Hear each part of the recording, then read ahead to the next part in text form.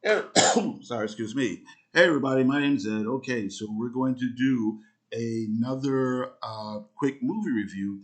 This time it's going to be Mystery Train from 1989, directed by Jim Jarmusch.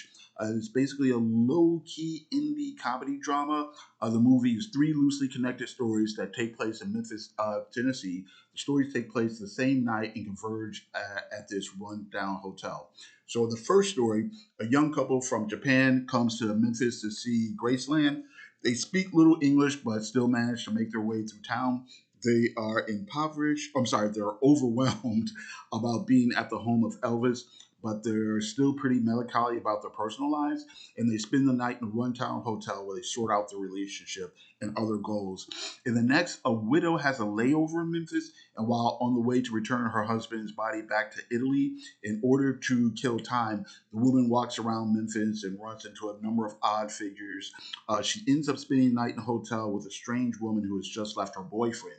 And in a third, a trio of hapless friends get drunk and bemoan their life situations. They continue to get drunk and ultimately end up in a serious incident that involves violence. And while unsure what their next move will be, they end up hiding out at the hotel while they continue to get drunk. Okay, so Mystery Train is well written and well acted for the most part. It has an interesting ensemble cast, including roles by musicians Joe Strummer and Screaming Jay Hawkins. Most of the humor is pretty dry and low key, and the movie unfolds in a leisurely way. There's interesting themes dealing with pop culture and myth. People struggle with their relationships and futures. Some are very desperate people, and some are at turning points in their lives. Now, Memphis in this movie is a literal and specific place, but it's also kind of a metaphor for the decline of American pop culture and of America as a country in general.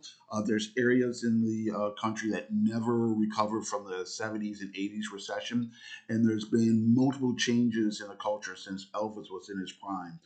Music is spoken of as something of the past rather than something that's happening now. The movie shows a lot of rundown areas of Memphis and abandoned buildings in a way that kind of enhances the myth of this once great music and culture. The Japanese couple, they kind of see this when they compare Elvis to other American symbols. The contradictions of the culture are present as well. At one point, Joe Strummer makes a point to ask, why aren't there more pictures of black heroes at the hotel that's essentially in a black neighborhood? And another character actually tells him it's because who actually owns the hotel. Elvis is spoken of by several characters more as a figure of myth rather than an actual musician who lived. And although a few people revere his legend, others are indifferent. Now, the film, it has pretty decent scripting dialogue. Jarmusch worked on the dialogue with the actors and wrote much of the movie with these specific actors in mind. Much of it seems natural. The characters feel real and lived in and well rounded. The characters are individualistic and complex, and their interactions with each other are sometimes smooth, sometimes awkward, but it's all done purposely. The movie, like I said, flows at an easygoing pace. There's some mild slapstick, but the humor mostly comes from the dialogue and quirky exchanges and characters being bemused by each other's statements or motivations. It's also Mystery Train is also a pretty nice looking movie. It was Jarmusch's first color movie. His previous films were shot in black and white. We get some nice tracking shots as the characters wander around the city.